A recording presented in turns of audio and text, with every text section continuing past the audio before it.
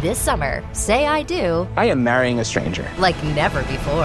Am I crazy? It's a whole new Married at First Sight on Peacock. Thank God I woke up in love. With new experts, My name is Dr. Lisa. My name's Paul Brunson. more couples, This could be the start of a very successful marriage. and more surprises. Or maybe not. Everything is just not enough. You're a little bit crazy. I don't know what's gonna happen.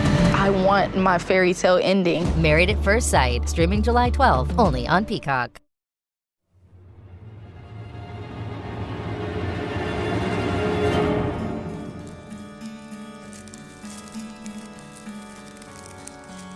The New Forest covers more than 200 square miles of heathland, woodland and open pasture across southern Hampshire.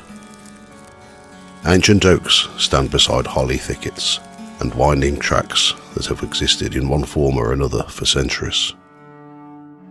It is a landscape shaped by both nature and royal authority, a place where commoners have grazed livestock for generations, and where kings once rode in pursuit of deer.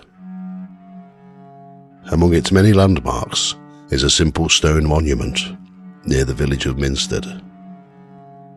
Known as the Rufus Stone, it marks the traditional site of one of the most famous and mysterious deaths in English history.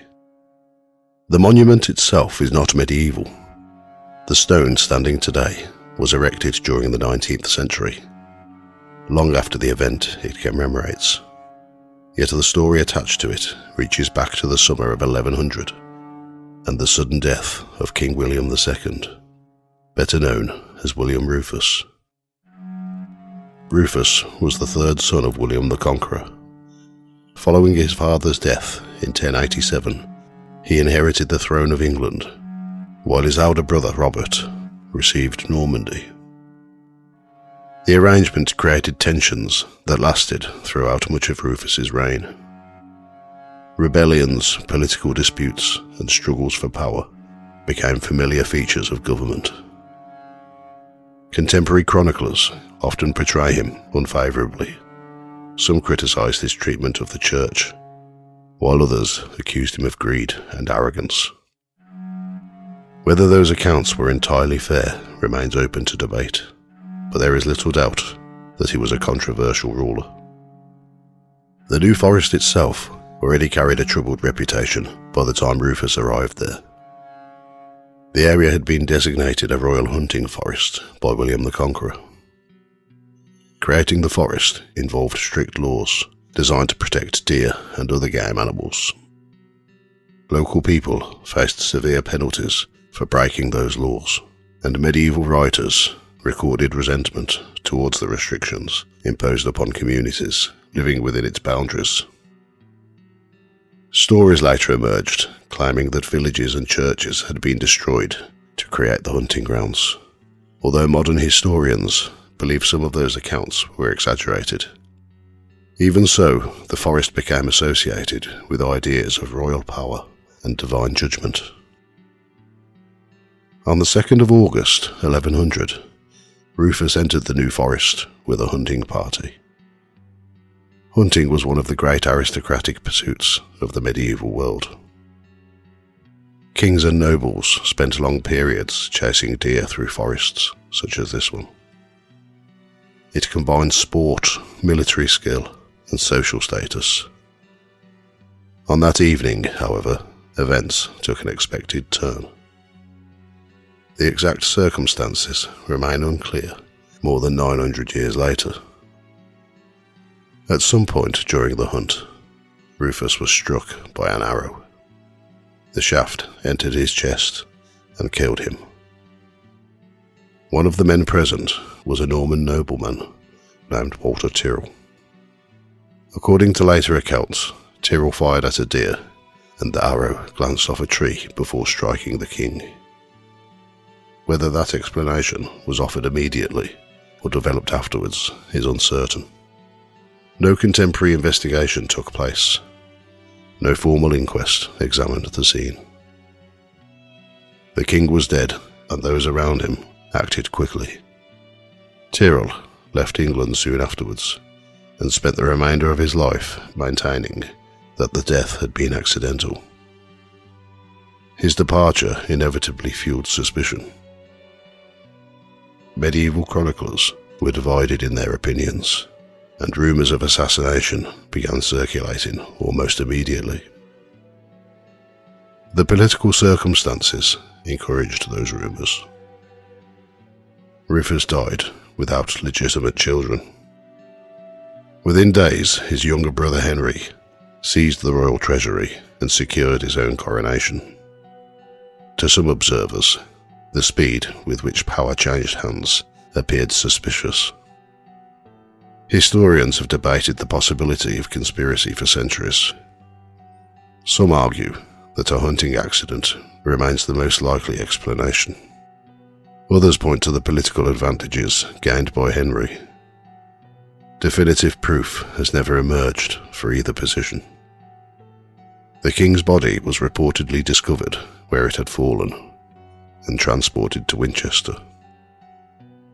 According to later tradition, the task fell to a local charcoal burner named Perkis.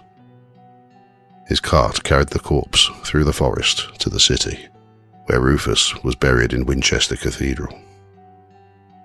The story became firmly embedded in local folklore, and descendants of the Perkis family would later claim a connection to the event. The place traditionally associated with the king's death eventually became marked by the Rufus Stone. The inscription on the monument reflects the long-standing belief that a fatal arrow struck a tree before hitting the king. Whether the stone occupies the exact location is impossible to establish. Medieval records do not provide sufficient detail. Even so, the site has become one of the most visited historical locations in the New Forest. The mystery surrounding Rufus's death helped transform the location from a historical landmark into a place of legend. By the 19th century, writers were already describing strange traditions connected with the forest. Some linked the king's death to divine punishment. Medieval chroniclers had recorded disasters affecting the conqueror's family within the New Forest, including the deaths of two of William the Conqueror's sons. These events encouraged a belief that the forest itself had become cursed because of the suffering inflicted upon local communities during its creation. The earliest supernatural traditions associated with Rufus focus less on a ghostly figure and more on the circumstances of his death. Local stories suggested that the forest had claimed him in retribution for injustice. Such tales reflected medieval ideas about divine judgment, far more than the modern concepts of haunting. Over time, however, those older beliefs began to merge with ghost stories. One of the most enduring traditions claims that the king's spirit still travels through the New Forest on the anniversary of his death. The account varies depending on who tells it. In some versions, a spectral rider is seen moving between the trees. In others, witnesses describe a solitary figure crossing the forest before disappearing into the shadows beneath the oaks. These stories belong firmly to local folklore rather than documented paranormal investigation, but they have circulated in Hampshire for generations. The route taken by the cart carrying Rufus's body also acquired a reputation of its own. According to tradition, blood dripped from the corpse as it was transported to Winchester. The story developed into a legend that a ghostly trail appears each year, retracing the final journey from the forest to the cathedral. No reliable reports support the claim, but the tale became part of the wider folklore surrounding the king. Visitors to the Rufus Stone have occasionally reported unusual experiences. Some describe an unexpected sense of unease while standing near the monument. Others speak of feeling watched among the surrounding trees. Such accounts are difficult to evaluate. The site attracts people who already know its history, and expectations can shape perceptions. Nevertheless, the reports continue to appear in local paranormal literature. Several stories collected during the 20th century describe unexplained figures seen near the stone. One account concerns a walker who noticed what appeared to be a man standing among the trees close to the monument. Believing him to be another visitor, the witness continued along the path. When they looked back moments later, the figure had vanished. The report contains little additional detail, making it impossible to draw conclusions, but it has been repeated in various collections of New Forest folklore. Elsewhere in the forest, traditions of phantom riders and spectral hunts have existed for centuries. These stories are not always directly connected to Rufus, yet they contribute to the atmosphere surrounding the site. The New Forest's extensive network of tracks and clearings provides an ideal setting for such legends.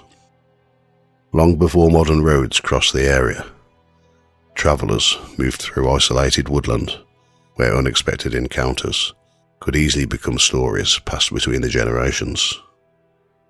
The wider landscape contains numerous locations associated with strange experiences. Reports of mysterious lights, unexplained figures, and ghostly horsemen appear throughout local folklore.